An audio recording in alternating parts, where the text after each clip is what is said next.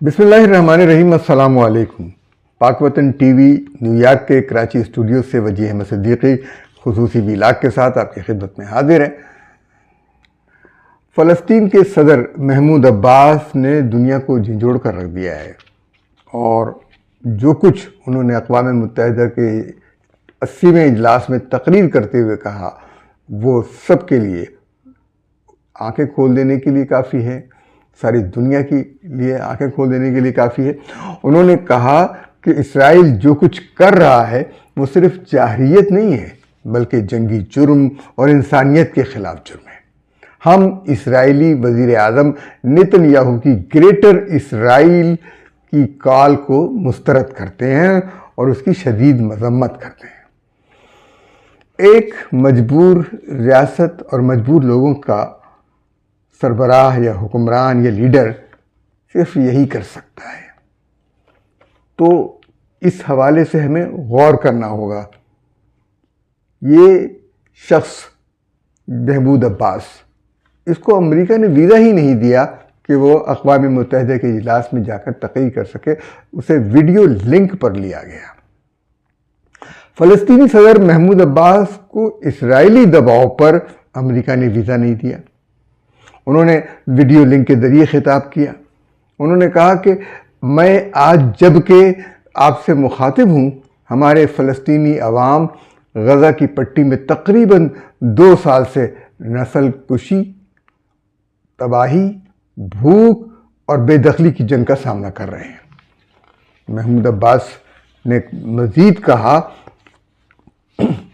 عباس نے جس اہم بات کی طرف توجہ دلائی وہ انتہا پسند اسرائیلی حکومت کی آبادکاری کی بیماری ہے۔ یعنی اسرائیل پہلے غیر قانونی بستیاں بساتا ہے، ان میں توسیع کرتا ہے اور پھر انہیں اسرائیل میں ضم کر لیتا ہے، اور یہ کام وہ کرتا چلا جا رہا ہے۔ اسرائیل یہ کام مغربی کنارے پر یعنی ویسٹ بینک پر اس کا یہ کام مسلسل جاری ہے۔ دنیا کا کوئی ملک اس پر توجہ نہیں دیتا، اس کی مذمت نہیں کرتا، اسے روکتا نہیں ہے۔ البتہ محمود عباس نے 7 اکتوبر 2023 کے حماس کے حملوں کو مسترد کیا کیونکہ ان کے رد عمل کے نتائج فلسطینی عوام کو آج تک بھگتنے پڑ رہے ہیں۔ محمود عباس نے 1993 کا اوسلو معاہدہ اسرائیل کو یاد دلایا، لیکن اسرائیل تو اس معاہدے کی دھجیاں کب کی بکھیر چکا ہے، کب کا اس معاہدے کو پھاڑ کر پھینک چکا ہے۔ محمود عباس نے کہا کہ فلسطینی یکجہتی کو یہود دشمنی سے نہ جوڑیں۔ بات یہ ہے کہ بہت سارے معاملات کو معذرت خواہانہ انداز میں پیش کیا جا رہا ہے، جبکہ فلسطین کی آزادی کا مطالبہ یہودی دشمنی پر مشتمل نہیں ہے، بلکہ اسرائیل کے صہیونی لوگ جو ہیں ان کے ساتھ مزاحمت کا کام جاری ہے۔ غزہ میں جنگ کا فوری اور مستقل خاتمہ، انسانی ہمدردی کی امداد بغیر کسی شرط کے اقوام متحدہ کی منظوری کے ذریعے ہو، یہ مطالبہ تھا محمود عباس کا۔ بھوک کو بطور ہتھیار استعمال کرنے سے روکا جائے، دونوں طرف کے تمام قیدیوں اور یرغمالیوں کی رہائی ہو، اس کے علاوہ غزہ پٹی سے اسرائیل کے مکمل قبضے کا خاتمہ ہو، فلسطینیوں کی بے دخلی کے منصوبے روکے جائیں، اسرائیلی بستیوں کی آبادکاری پر پابندی لگائی جائے، رکاوٹ ڈالی جائے، فلسطینی زمین اور جائیداد کی چوری اور مقدس مقامات پر حملوں کا بھی خاتمہ ہو۔ یعنی آئے دن مسجد اقصیٰ پہ جو حملے ہوتے رہتے ہیں اس کے لیے بھی انہوں نے مطالبہ کیا ہے۔ انہوں نے کہا کہ غزہ کا انتظام فلسطینی اتھارٹی کو دیا جائے، وہ سنبھالے گی۔ فلسطینی ریاست ایک عبوری انتظامی کمیٹی کے ذریعے غزہ کی پٹی کی مکمل ذمہ داری سنبھالے گی، جو عرب اور بین الاقوامی حمایت اور اقوام متحدہ کی چھتری میں غزہ کے شہریوں کے تحفظ کے لیے بین الاقوامی موجودگی کے ساتھ فلسطینی حکومت کے ایک وزیر کی سربراہی میں ہو اور اس کا بعد میں مغربی کنارے سے بھی رابطہ ہو۔ انہوں نے کہا کہ غزہ کی پٹی کے فلسطینی رہائشیوں کو اپنی زمینوں پر قائم رہنے کی ضمانت دی جائے اور غزہ اور مغربی کنارے دونوں کی بحالی اور تعمیر نو کا منصوبہ نافذ کیا جائے۔ محمود عباس نے کہا کہ فلسطین میں ان تمام کاموں کے لیے بین الاقوامی مدد درکار ہے تاکہ حکومتی اصلاحات کی جا سکیں اور جنگ کے خاتمے کے بعد 1 سال کے اندر صدارتی اور پارلیمانی انتخابات کرائے جا سکیں۔ انہوں نے بتایا کہ ایک کمیٹی عبوری آئین کا مسودہ تیار کرنے کے لیے مقرر کی گئی ہے۔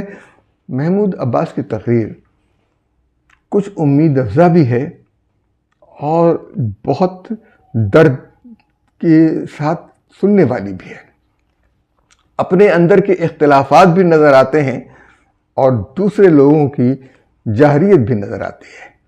بہرحال اس وقت ضرورت یہ ہے کہ کسی بھی طریقے سے فلسطین اور غزہ میں امن ہو اور محمود عباس کی بات مانی جائے۔ دوسری جانب ٹرمپ انتظامیہ نے غزہ میں جنگ کے خاتمے کے لیے 21 نکاتی امن منصوبہ پیش کیا ہے۔ اس کے چند نکات تو سامنے آئے ہیں، باقی کے بارے میں علم نہیں کہ وہ کیا ہیں۔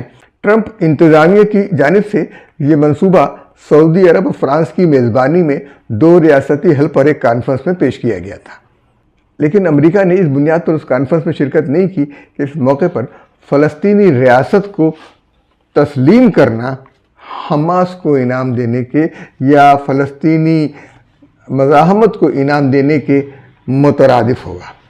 یہ عجیب و غریب رویہ تھا۔ ظاہر ہے اس کے پیچھے کون تھا یہ آپ اچھی طرح جانتے ہیں، لیکن 48 یرغمالیوں کے بدلے میں 66,000 فلسطینیوں کا قتل کیا جواز رکھتا ہے؟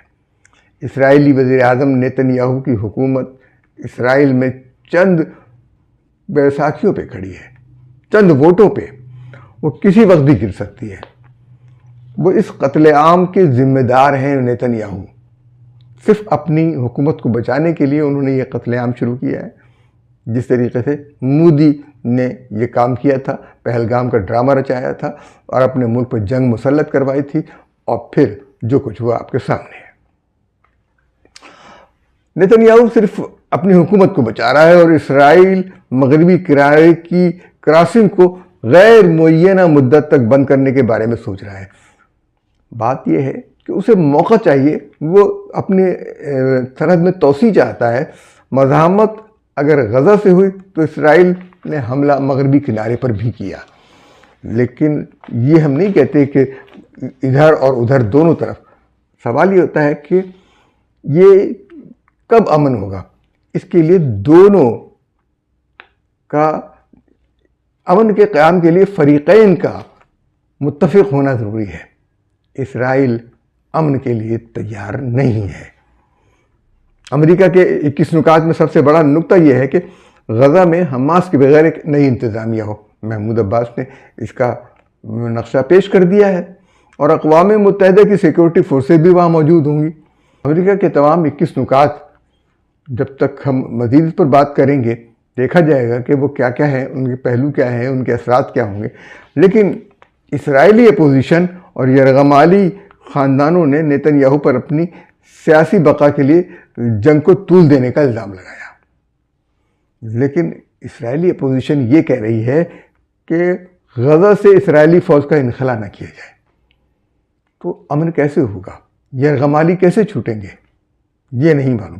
اس حقیقت کے باوجود کہ اقوام متحدہ کے 193 رکن ممالک میں سے 159 یعنی 159 نے 193 ممبرز ہیں، اور ان میں سے 159 نے فلسطینی ریاست کو تسلیم کر لیا ہے، جن میں برطانیہ، کینیڈا، آسٹریلیا، فرانس، پرتگال اور دیگر کئی ممالک شامل ہیں۔ گیند اب اسرائیل کے کورٹ میں ہے، دیکھتے ہیں کیا ہوتا ہے۔ ہمارے چینل کو لائک کیجئے، سبسکرائب کیجئے، شیئر کیجئے اور ہمیں اب اجازت دیجئے۔ اللہ حافظ و ناصر۔